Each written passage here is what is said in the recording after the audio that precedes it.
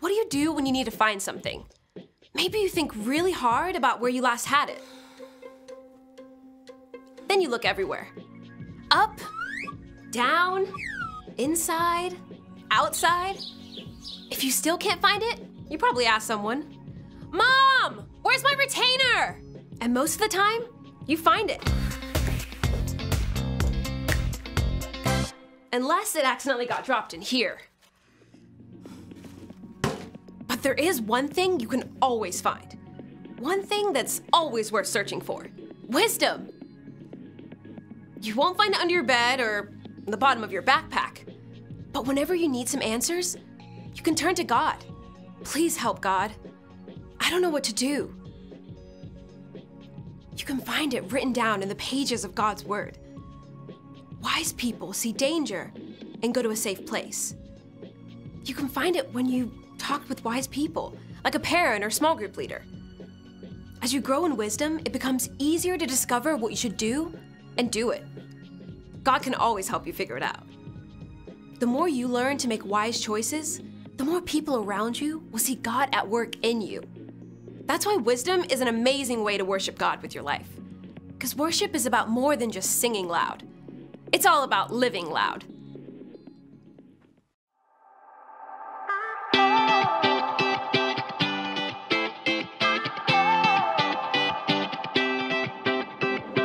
Whenever I need some answers, God, I turn to you.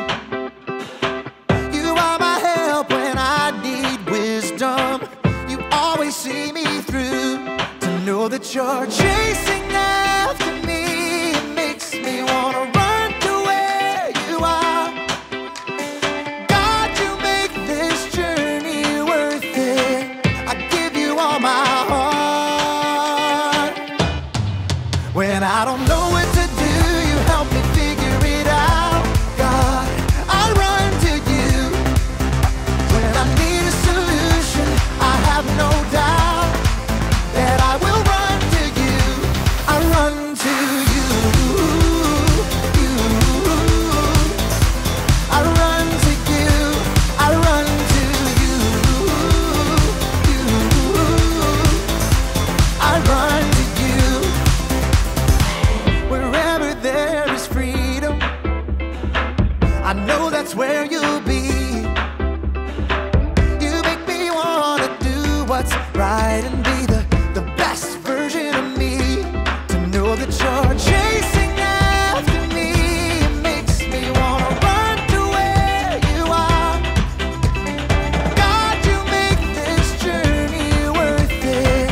I give you all my heart. When I don't know what to do, you help me figure it out. God, I run to you. When I need a solution, I have no doubt that I will run to you. I run to you. I run to you. I run to you. I run to you. I don't wanna stop living for you, for you. I don't wanna stop running to you, God. I don't wanna stop living for you, for you. I don't wanna stop running to you, God. You're all I need, my source for everything. When I don't know what to do, you help me figure it out. I run to you. When I need a solution, I have no doubt that I will run to you. When I don't know what to do, you help me figure it out. God, I run to you. When I need a solution, I have no doubt that I will run to you. I run to you. I run to you. I run to you. I run to you.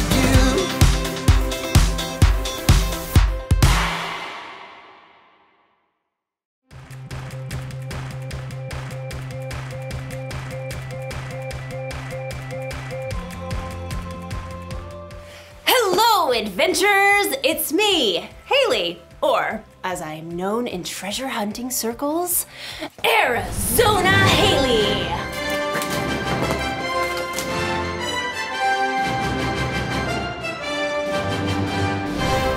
Or just Haley is fine. That's also fine. Today, we're hunting for treasure. Not just any treasure, mind you. The treasure of wisdom. Wisdom is finding out what you should do and doing it. Now, you may be thinking, wisdom doesn't sound like much of a treasure, but treasure can come in all shapes and sizes. Like this piece of pottery.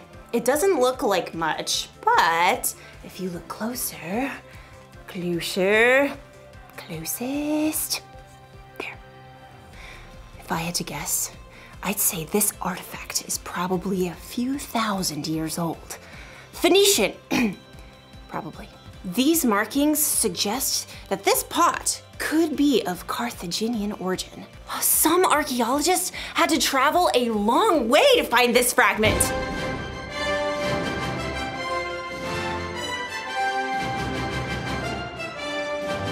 Who can say how much this piece is worth? I'm thinking 14, 15, $7.49. It looks like our archaeologist friend didn't have to travel so far after all.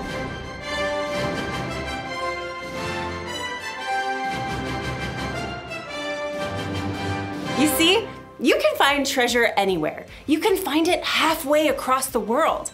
Or you can find it at Frank's Pottery Emporium. Wisdom can be like that. For some wisdom, you may have to dig really deep or travel really far. But other times, like in today's story, wisdom is closer than you think. Ooh, I wonder what era this is from, Oh, this is just my coffee. Now that's what I call treasure. I'll see you soon when I am much more caffeinated. Bye. The Bible. It's 66 books of history, stories, letters, and poetry that fit together to form God's one big story. The epic adventure of how He created us and loves us so much that He made a way to rescue us. As we travel through the Bible, from Genesis to Revelation, we discover people who met God and found their lives changed forever. Now, for an amazing story, inspired by the book of Luke, chapter 2, verses 41 through 52. When God sent His very own Son, Jesus, to earth, angels shouted the good news. Fear not, I bring you good news of great joy. Shepherds and wise men journeyed to visit Jesus, and later, Mary and Joseph hurried to Egypt with their young son to keep him safe from King Herod.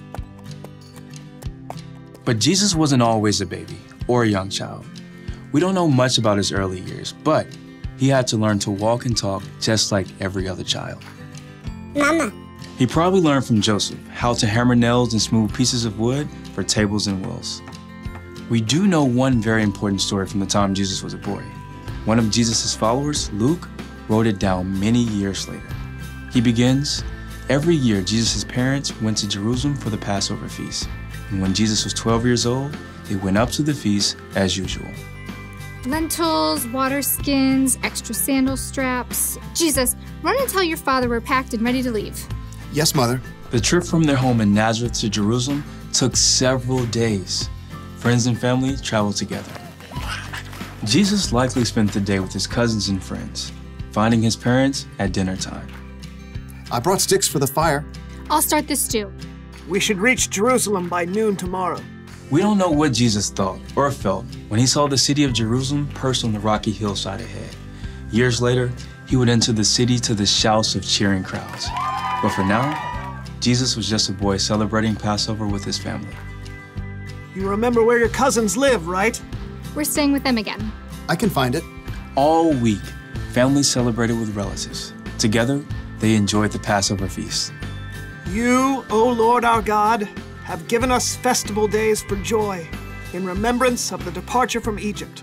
Blessed are you, O Lord our God. When the feast was over, Mary and Joseph packed and began their trip home along the crowded roads. At the end of the day, they stopped to set up camp. Jesus, can you start the cooking fire? Jesus? I thought I saw him with... No, that was before we left the city. Mary and Joseph searched through the nearby families, settling down for the evening. Have you seen Jesus? Not since he gave me the last potato pancake yesterday evening. No one's seen him. Since Jerusalem. We left him in the city.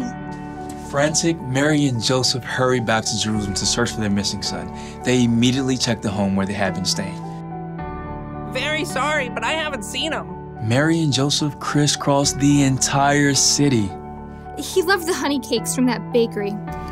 Excuse me, have you seen a 12-year-old boy about this tall? Dark brown robe. Hair kinda sticks out over his ears. Yes, like that. Sorry, haven't seen him.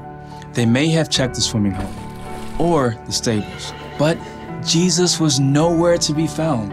So Mary and Joseph paced the streets at wit's end. He's just never gone off like this. I don't think he's here. We've searched the whole city. Everywhere except... As Mary and Joseph turned the corner, high white walls rose ahead of them. The temple! We'll check the courtyard. Just in case. The courtyard was filled with visitors still in the city for Passover. As they circled the open space, Mary froze. Joseph, there! Just ahead, they saw their son. Jesus was sitting with a group of teachers, listening and asking questions. Teacher, isn't it always right to be kind, even if it means giving money to a beggar on the Sabbath? The teachers nodded in agreement and amazement, but Mary and Joseph rushed forward. Jesus! Son, why have you treated us like this? Grabbing her boy, Mary hugged Jesus so hard she nearly squeezed the air out of him. Your father and I have been worried about you. We've been looking for you everywhere. Why were you looking for me? Didn't you know I had to be in my father's house? All I know is, no more stunts like this, okay? Jesus returned to Nazareth with his parents, obeying everything they asked of him. As he grew wiser and stronger. He also became more and more pleasing to God and to others.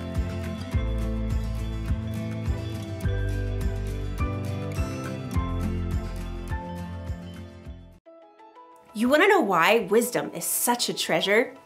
Because we have so many choices to make in our lives. Wisdom can help us know what to do and when to do it, what to say and how to say it, where to go, who to hang out with, all the choices.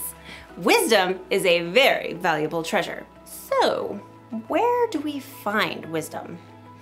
When Mary and Joseph were searching all over for Jesus, they found him in the temple asking questions and listening to wisdom from the teachers. So maybe we can search for wisdom from our church leaders.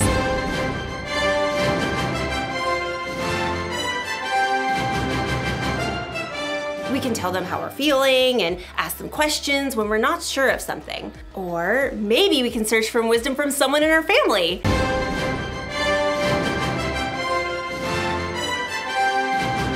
Your family probably knows you better than anyone, and they can help you make tough decisions in a way that no one else can. And there's another place that we can search for wisdom. Ta-da! The The Bible is full of God's wisdom. Maybe you have one that looks like this. Or maybe you can find a Bible app on someone's phone, and then you should take some time to read it. Or have someone read it to you. Some people spend their lives searching for wisdom in the Bible. That's because wisdom is worth searching for. That's the one thing to remember today. Wisdom is worth searching for. Travel the world if you can, or look in your own home. But keep searching for wisdom. Valuable treasure awaits! Like this Etruscan urn shard. Ah! Hopefully that wasn't too valuable. Well, I will see you next time on our next adventure. I really hope we have some Etruscan glue.